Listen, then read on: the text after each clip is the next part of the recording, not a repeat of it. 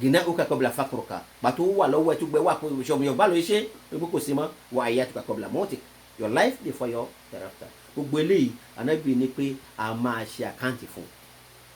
so bẹ́ẹ̀ lélẹ́yìn sí Ànábì ní pé nǹkan méjì kan wà tí ọ̀pọ̀lọpọ̀ èèyàn ò kí ń mọ wájú ẹ̀ tó bá value ẹ̀ tó bá lose ẹ̀ kí ni àkọ́kọ́ náà ni pé fursatuk your free period wasihatuk and your health your good health free time wa àti àlàáfíà wa àmọ́dí ẹ̀ pàtó yẹn bá lose ẹ̀ mo dẹ̀ ní tẹ́ǹgbà báyìí o what have you done with it àsìkò yìí bá la ṣe fẹ́ lò ká fi súnmọ́ lọ́wọ́ bá mọ̀ ká fi touch life mọ̀ àwọn fámìlì wa ọ̀pọ̀lọpọ̀ wa ọkọ àtìyàwó ó lè máa jí lọ láàárọ̀ ìyàwó náà jí lọ lọ́sàn-án láàárọ̀ kálukú tẹ̀ pàdé ara wọn nísìnyẹn méjì tí wá wà nílé ká fi tú àtúnṣe make up for all those period tá a ráyè relate dáadáa ká mọ̀ wá ara wa ọ̀pọ̀lọpọ̀ lé nísìnyí kàkà kó jẹ́ pé ìfẹ́ wa ìjà ló ń ṣẹlẹ̀ torí kí ni wọn ò mọra wọn dáadáa tẹ́lẹ̀tẹ́lẹ̀ nígbà tásìkò wa ní pé kí wọn kò lóbi sọ wọ́n á bẹ̀rẹ̀ sí chókara wọn lẹ́yìn láti fi mọ tó ní sùúrù ní tó ní sùúrù family life sùúrù ni ìfaradà ni sacrifice ni àsìkò ilé máa mọ̀ nù yín bóyá ẹ lóòótọ́ lẹ ní sùúrù pẹ̀lú abẹ́ẹ̀dẹ̀ sùkọ̀ ara yín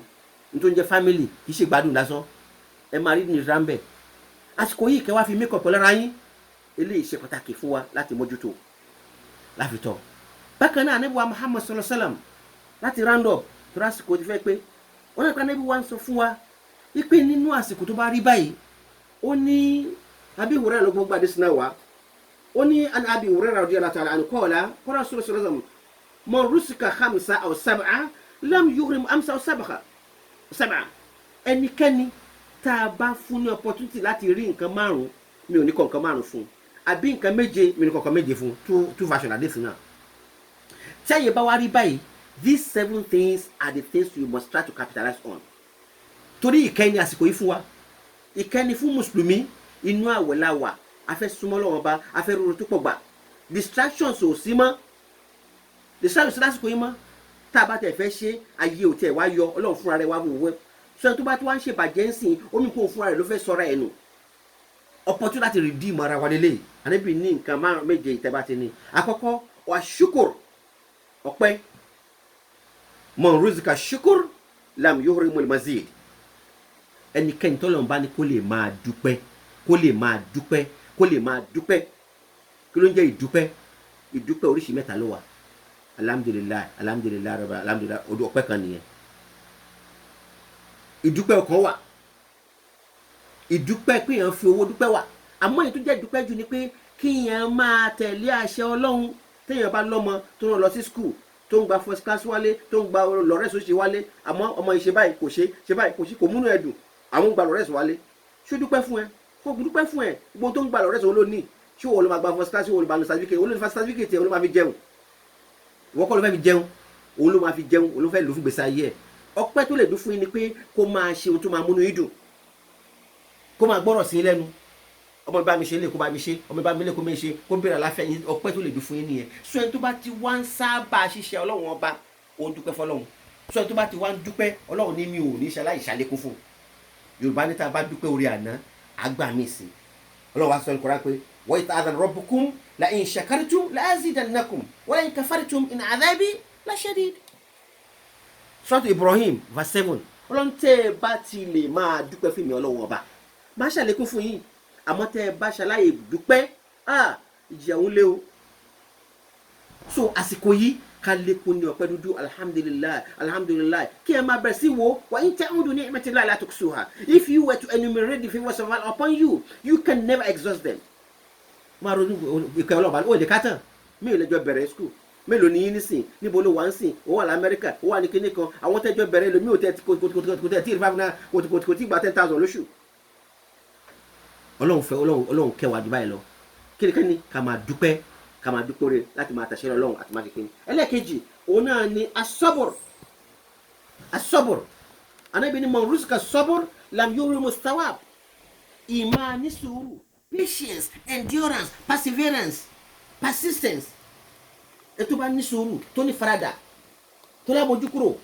ọlọ́run tó bá ní eléyìí tó bá ti lè máa ṣe ọlọ́run ní mi ò ní dìnnà ẹ̀ ní ẹ̀san ẹ̀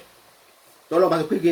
innama yuwaffillahu as-sabiruna ajrahum bighayri hisab Surat Zumar verse 15. ọlọ́run ní kíni gbogbo àwọn tó bá ti ní sùúrù mi ò ní rẹ́ ẹ̀san wọn láre màá dẹ̀ sún lẹ́sẹ̀ láì níṣirò ni torí ọlọ́run ista'inu bis-sabr was-salat ẹ máa wá ìrànlọ́wọ́ ẹlẹ́mìí ọlọ́run bá pẹ̀lú kíni pẹ̀lú sùúrù ẹni tó bá ń gbàdúrà tó ṣe wọ́n láti ní sùúrù ista'inu bis-sabr was-salat seek my honour seek my bounties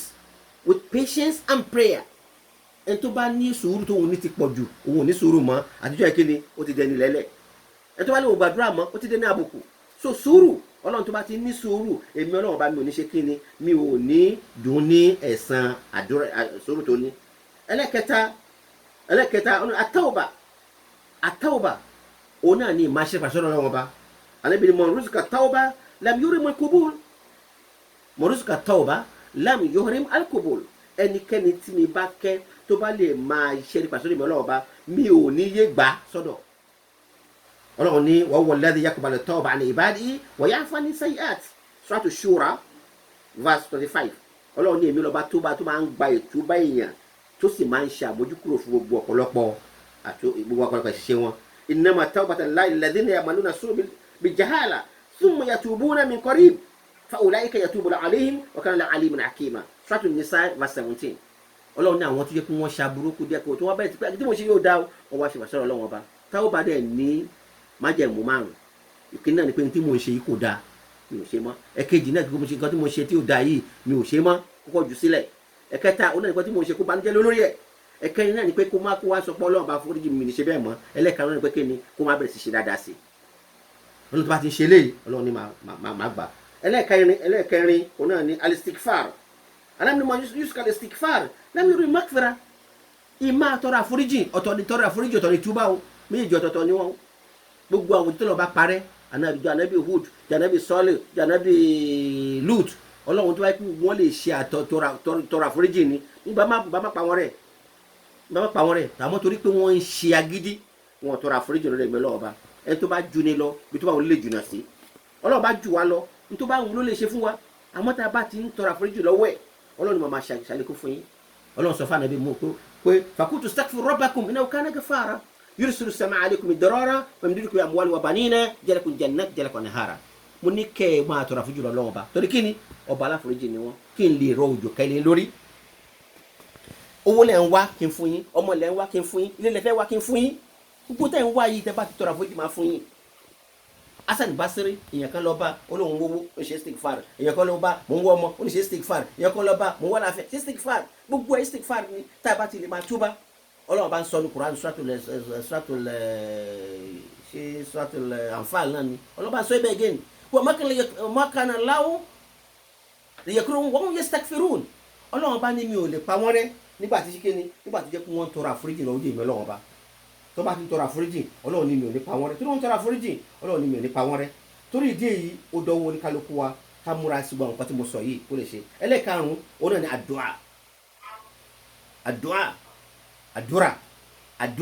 àdúrà òun náà ni ìdáwọ́ ní mùsùlùmí gbogbo tá à ń ṣe nínú Ramadan tá à ń ṣe yìí bàtọ́ lọ́wọ́ sọ̀rọ̀ Ramadan títí nígbà tó bá ti olúwa idha sa'alaka ibadi anni fa inni qarib ujibu da'wata da'i idha da'an falyastajibu li wal yu'minu bi la'allahum yarshudun wọ́n tún sọ̀rọ̀ ẹgbà àwẹ̀ ẹ ṣe báyìí ẹ jẹ́ sáré ẹ máa ó tó sọ gbọ́ àwẹ̀ tán tó gbọ́ òfin àwẹ̀ tán ọlọ́run ní lóyè òfin yìí o tó bá bèrè wà níbi pé báwo ṣe rí mo súnmọ́ wọn ìṣòro wọn lọ mò ń gbọ́ pé wọn tó bá pè mí torí náà káwọn náà jẹ́ pé mi ọlọ́wọ́n bá náà kọ́ jẹ́ pé mi ọlọ́wọ́n bá condition méjìlá nígbà àdúrà ní òun náà ni pé kí wọn jẹ́ pé ọlọ́wọ́n bá kó sì gbọ́ ọlọ́wọ́n bá gbọ́ bí wọn bá jẹ́ pé ọlọ́wọ́n tó bá gbọ́ ọlọ́wọ́n bá gbọ́ kò tó kó jẹ́ pé ọlọ́wọ́n bá kó sì gbọ́ ọlọ́wọ́n bá gbọ́ so méjèèjì yìí ká mojú tá bá ti mojú tẹ́lẹ̀ ọlọ́run ní òun á fúrẹ́ ṣe wa jù wa wọ́n sì gbàdúrà wa ọlọ́run sọ ní Surat Ghafir verse 16 ọlọ́run sọ pé àdé òun ní astajibu lakum ẹ pè mí màá dá yín lóhùn sọ ọlọ́run máa ṣàgbàdo kálukú wa bákan náà ẹni tó dẹ̀ jẹ́ gbígbàdúrà ẹ̀dá láyé tó lọ́pọ̀lọpọ̀ wò mọ́ gbígbàdúrà mùsùlùmí kì í ṣe pé torí pé mo fẹ́ 1 million mo fẹ́ 2 million wà balábẹ́ pílò ẹ ọlọ́run ní tó ń jẹ́ gbàdúrà ni pé la'allahum yarshudun kí n lè fi yín mọ̀nà gbígbàdúrà ni pé ìfi ní mọ̀nà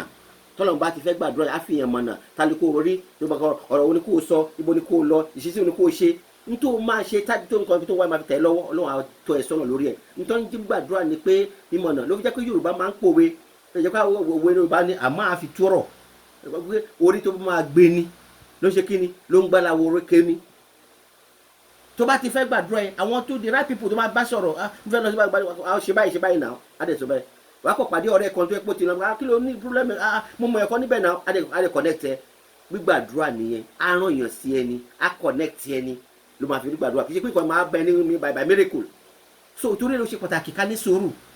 ọlọ́run bá lọ́ba tó máa ràn yàn sí yàn á ràn màláíkà ẹ̀ sí yàn jẹ́ bí èèyàn ọ̀rọ̀ pọ̀ lórí eléyìí tó bá jọ́ mi àti máa sọ lórí ẹ̀ so bákan náà òun náà ni anáfàkọ̀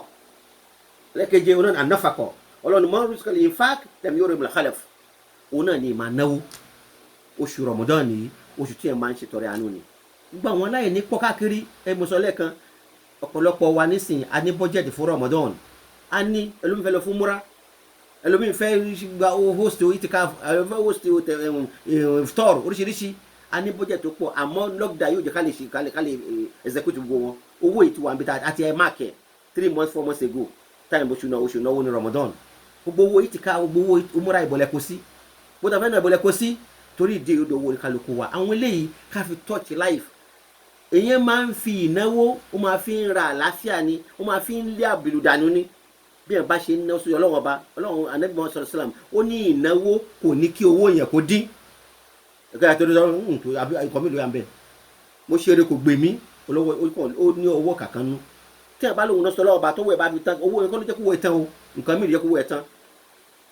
tí ẹ̀ bá ti ń ná ó máa lékún ni ọlọ́run ọba sọ pé ma anfaqtum min shay'in fahuwa yukhlifu Suratu Saba verse 39 tẹ́ ẹ bá ti ná ní nǹkan kan ọlọ́run ọlọ́ba tó bá jẹ́ kó máa ń ṣàlékún fún nǹkan náà so ẹlẹ́ẹ̀kejì náà àtàwákùl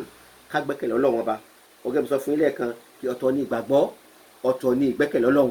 ọmọ ní ọmọ ìtàkànlá fahuwa hasbuhu ẹni tó bá gbẹ́kẹ̀lé ọlọ́run ọba ọlọ́run máa tó fún ọ̀tọ̀ ní ìgbàgbọ́ ọ̀tọ̀ ní ìgbẹ́kẹ̀lé ọlọ́run sódò owó oníkálukú wa ọlọ́run kó gbà fún wa ní ìbádà ọba tí ó kù tí Ramadan ti lọ sí ó ti di 18 báyìí ó di 19 tó fẹ́ tó ó ti fẹ́ di wípé a fẹ́ bọ́ sí àwọn ọjọ́ tó jẹ́ pé ọjọ́ itikaf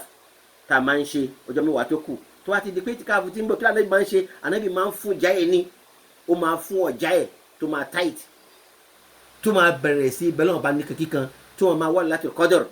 ọjọ́ ẹ̀ ti ń súnmọ́ àwa náà tó bá wà jẹ́ lockdown láwà ká wá àsìkò yà lè ṣe itikaf nínú ilé wa àwa àtìyàwó àtàwọn ọmọ wa náà ká jí wọn lóru òkú tó tà ń lọ lọ́sàn-án ká wá fi òru yìí ká fi bẹ́ lọ́hùn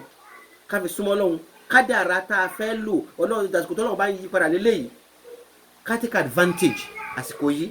ọlọ́run gbà fún kálukú wa ọlọ́run kó dùn kálukú wa nú tọ́lọ́ bá ti ṣe fún wa lóore tó ń dùn máa sọ di ìbànújẹ́ fún wa bó tá a fẹ́ lábọ́ ọlọ́run ṣàbà lè jìnà sí wa gbogbo àwọn ọmọ ìyá wa tí wọ́n wà ní ọ̀hún tẹ́ǹbẹ́ ọlọ́run mọ́ṣà wọlé apá àsìkò ìṣínú lẹ́wà yìí àwọn wà ní Nàìjíríà àgbo kan òru àgbo méjì ló ń lọ lù báyìí táwọn Nàìjíríà àmọ́ àsìkò ìṣínú lẹ́yìn wà yìí àsìkò tádùn adé máa ń gbàdúrà náà tẹ́ bá fẹ́ sínú ọlọ́run ní àsìkò méjì òun náà ní ìdùnnú fẹ́ni tó ń gbà wẹ̀ gbà tó bá ń sínú báyìí àsìkò ìdùnnú ni fún torí pé àgbàdúrà tó bá ti ń gbà ọlọ́run máa gbà ọlọ́run máa ṣe bá gbàdúrà yín ọlọ́run kó bá gbàdúrà yín ọlọ́run kó bá dúró tì yín tọ́lọ́ bá ti ṣe fún yín ló má sọ di ìbànújẹ́ fún yín mo tẹ́ ẹ̀ fẹ́ lábúrò ọlọ́run kó bá mi lè jìnà sí yín ọlọ́àjọ kan ọlọ́run ọba náà ọlọ́run kó ṣíjú àánú ẹ̀ wò yín ẹ lọ ṣiṣẹ́ lọ́hùn yẹn ni kó jẹ́ kẹ́ kórè kó délé wọ́n jẹ́ kẹ́ gbé sáájú wọn ọlọ́run ọba mo tẹ́ fi sílẹ̀ ńlé ìyàwó ni ọmọ ni ẹbí ni ará ni ọlọ́run jẹ́ kẹ́ bàláyà tàlàáfíà àwọn ìyàwó yín náà má sọ wọ́n di ọ̀tá